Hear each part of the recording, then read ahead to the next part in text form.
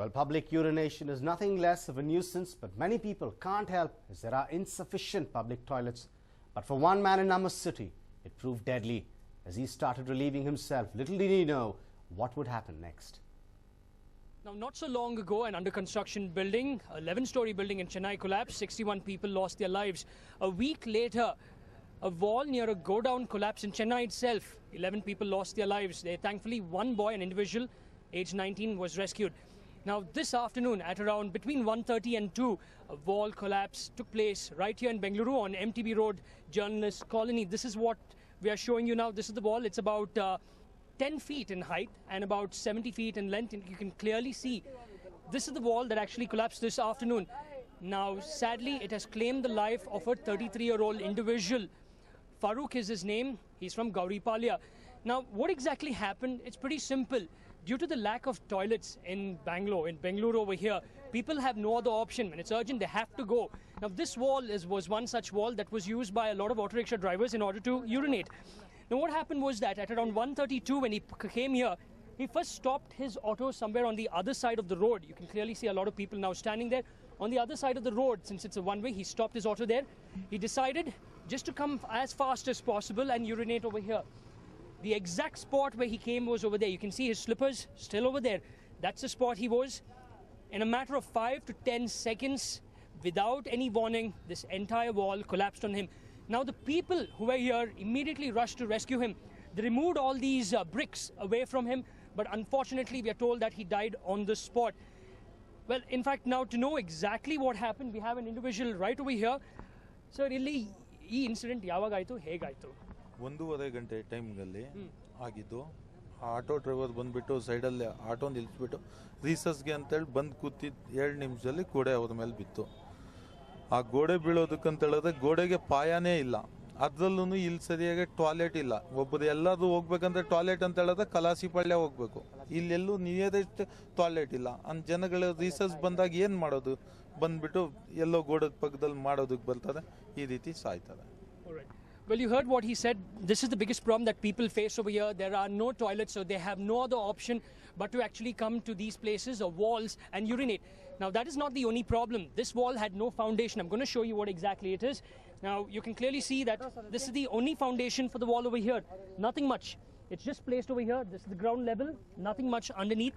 Now, the rule is when you construct a wall or any construction activity, it must have a strong foundation. Again, it's pretty simple. A strong foundation, which means the entire structure stands. Now, in this case, without any strong foundation, the entire wall was set up. It's about 10 feet in height. Now, no strong foundation, the rains, everything created havoc. Water started seeping inside over there. And finally, today, when this unfortunate soul came over here and began to urinate, it fell on him. So now the big question is, whose compound is this? Because the owner has not yet come over here. The owner has not come over here to actually stake the claim and state that this is his wall, it was his mistake. Now, this is clearly a criminal negligence. Again, will the police take action against him or will this be hushed up? That's the big question. With camera person Mantesh, this is Nolan Pinto for News9. Well, put on your mosquito nets, wear full clothes even during the day and remove all stagnant water. That scary season is back to haunt all of us again. 80 dengue cases in Bengaluru and 728 across the state have already been reported. Here's a report. With occasional showers, we can say it's the monsoon time. Stagnant water and puddles on street corners is no rarity anymore. But this has become a major cause of concern for many across the state. The reason being, these are the very breeding grounds for Aedes mosquitoes that are a medium for dengue.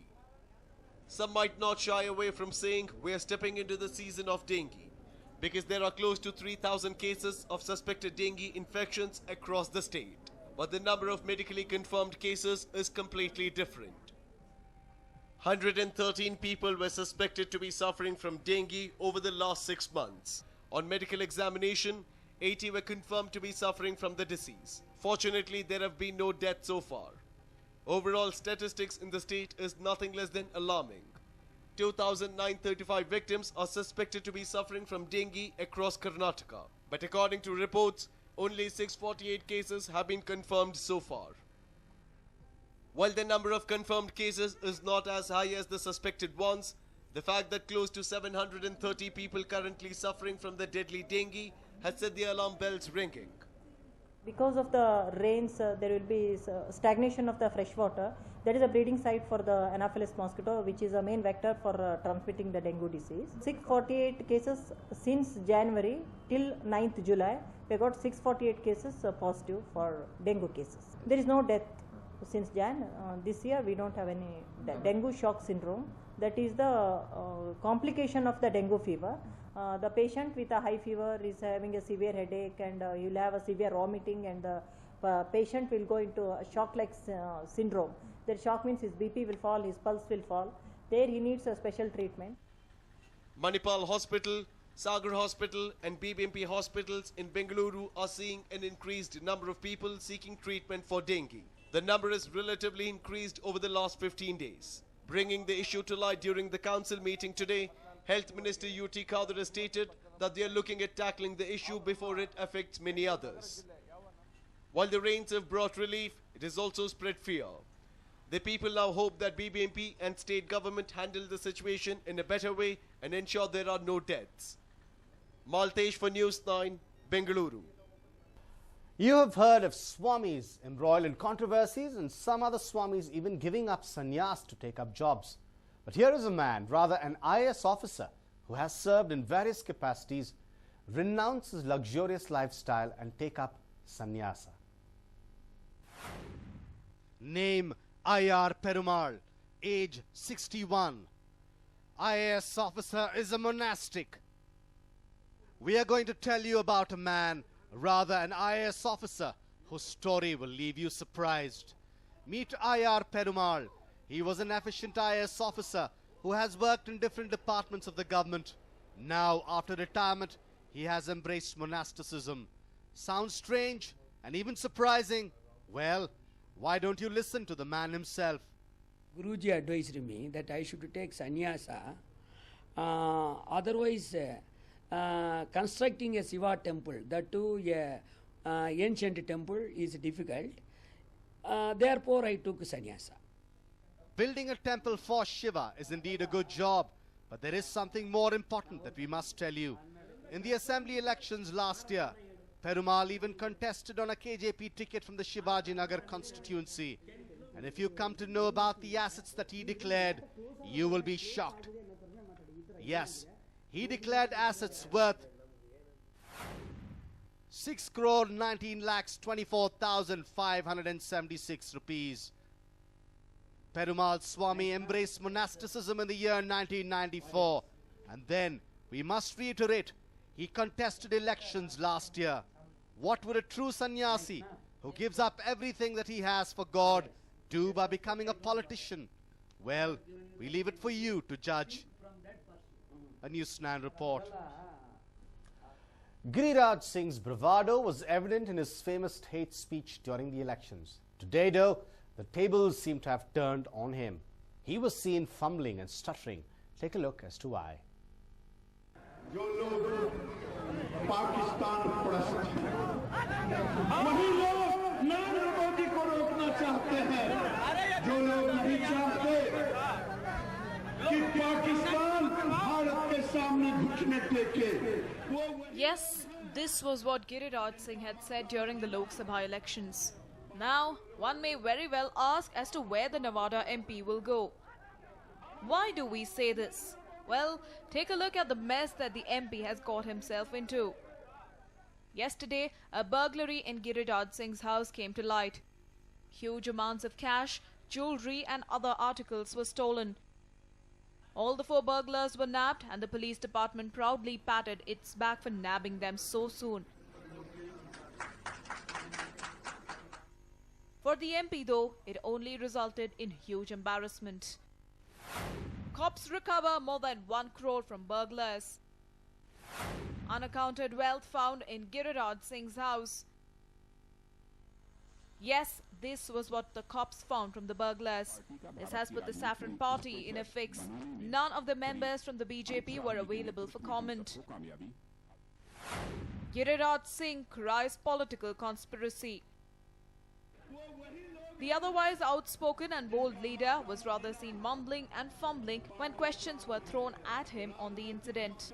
मैं बताऊंगा कल वही बताएगा हाँ बताएगा बताएगा सबके सामने बताएगा अरे भाई सबके सामने बताएगा सबके सामने बताएगा बताएगा की टेंशन आप तक पहुंच जाएगा हाँ नहीं ठीक है अपोजिशन को बोलने दीजिए गिरिराज सिंह पाक साफ है पाक साफ होगा मेरे कजन हैं और वो कल बोलेंगे अब मैं कल बोलूंगा पॉलिटिकल कॉन्स्पिरेसी है और सबके चेहरे को मैं दिखा दूं The opportunist JDU.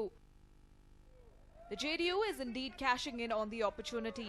Party members took to the streets and protested outside the assembly in Patna, demanding immediate arrest of the leader.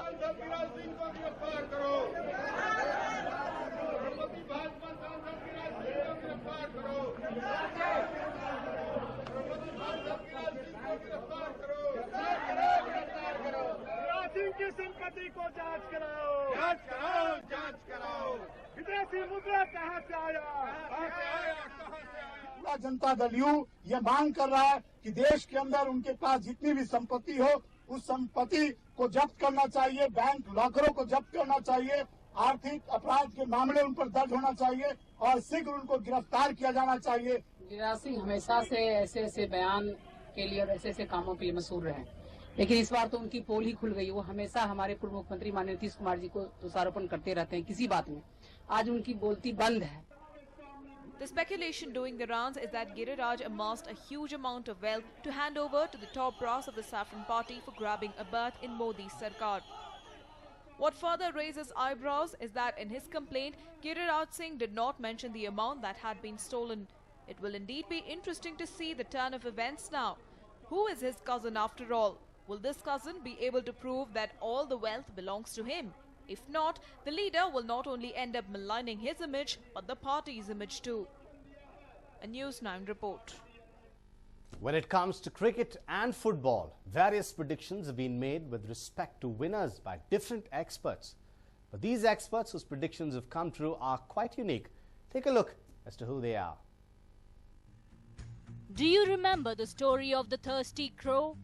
The crow that used pebbles to bring up the water level in a pot to quench its thirst. Well, today we tell you another story of two crows that will leave you amazed. Caledonian crows predict FIFA World Cup winner.